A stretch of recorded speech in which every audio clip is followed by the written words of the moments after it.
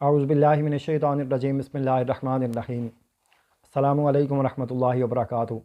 आज हम सूरह बकरा की आयत 164 का मुतालिया करेंगे। बाज़ मुफस्सिरीन इकराम ने इस आयत को आयतुल आयात का भी उन्वान दिया है, क्योंकि कुरान मजीद की किसी और आयत में इस कदर ज़्यादा मज़ाहिर फ़ितरत यकजा नहीं हुए। नीज़ अपनी इन निशानियों को गिनवाने की गर्ज़ क्या है और इस आयत से जो अमली पहलू है, जो अमली नतीजा निकलना चाहिए, वो क्या है। नीज़ आज की इस वीडियो में मेरे हर पाकिस्तानी मुसलमान भाई के लिए एक ख़ास पैगाम भी है। तो चलिए शुरू करते हैं।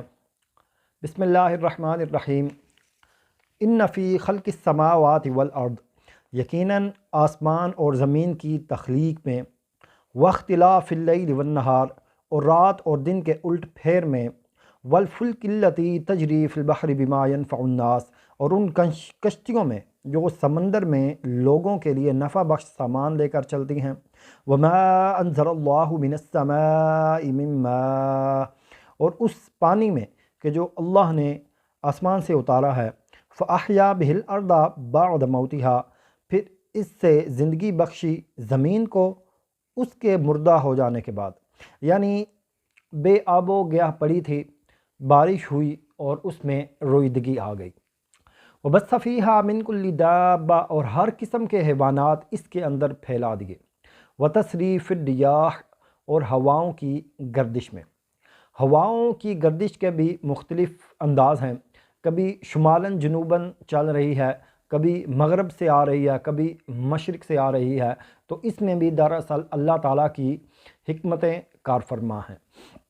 वस्सहाबिल मुसख्खरी बैनस समाई वल अर्द, और उन बादलों में जो मुअल्लक़ कर दिए गए हैं आसमान और ज़मीन के दरमियान।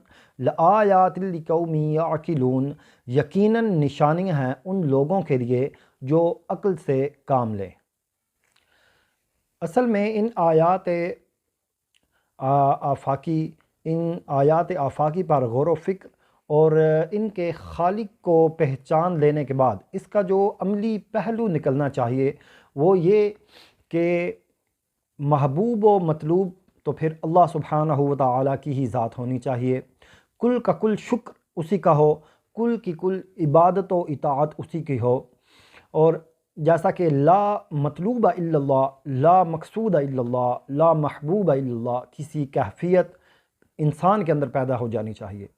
मगर कुछ लोग जो इस यहाँ तक नहीं पहुँच पाते, वो फिर किसी और शय को अपना महबूब व मतलूब बना लेते हैं, फिर उसकी परस्तिश करना शुरू कर देते हैं। तो अगली आयत में उन माबूदाने बातिल की नफ़ी करके एक अल्लाह से मोहब्बत करने की दावत दी गई है।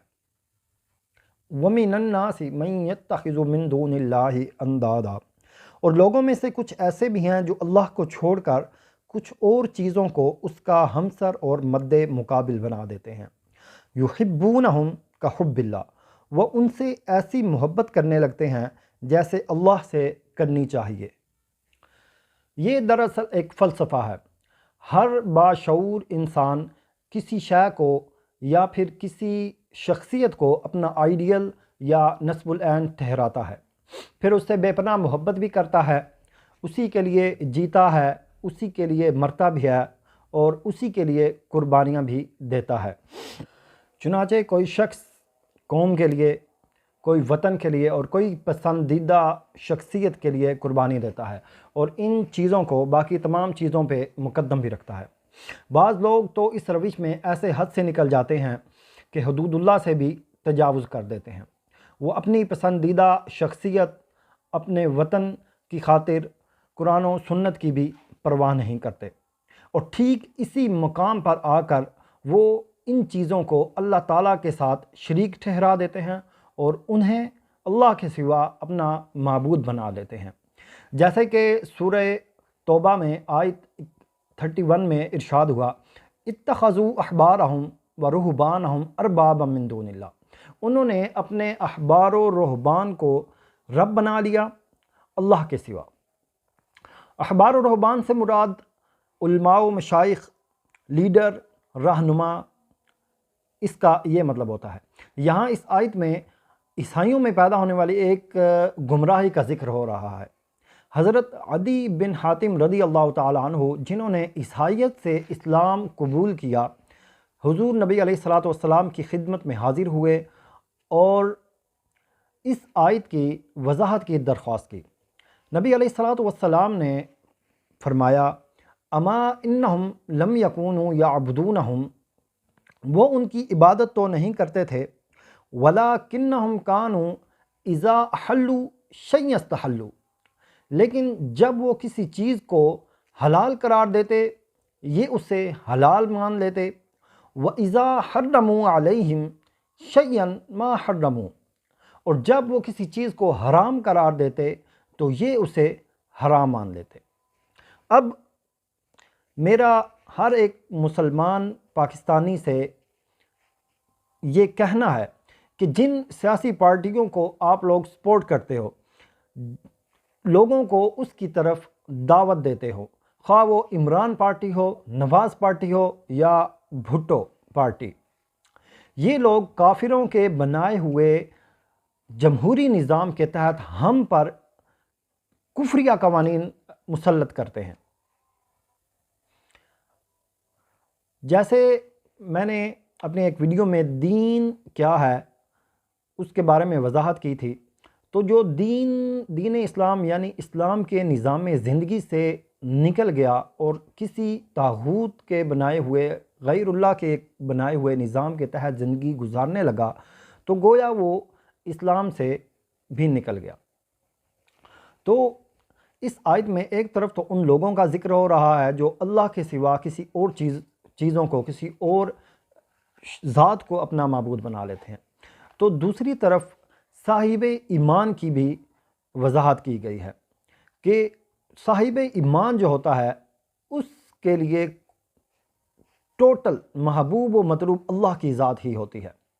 جیسے کہ ارشاد ہے، ان صلاتی و نسکی و محیای و مماتی للہ رب العالمین، بے شک میرا جینا، بے شک میری نماز، میری قربانی، میرا جینا اور میرا مرنا اللہ کے لیے ہے جو تمام جہانوں کا پروردگار ہے۔ تو جو ایمان والے ہوتے ہیں ان کے بارے میں کیا ارشاد فرمایا، والذین آمنوا اشد حبا للہ، اور جو واقعتاً صاحب ایمان ہیں ان کی محبت تو صرف اللہ ہی کے لیے ہوتی ہے۔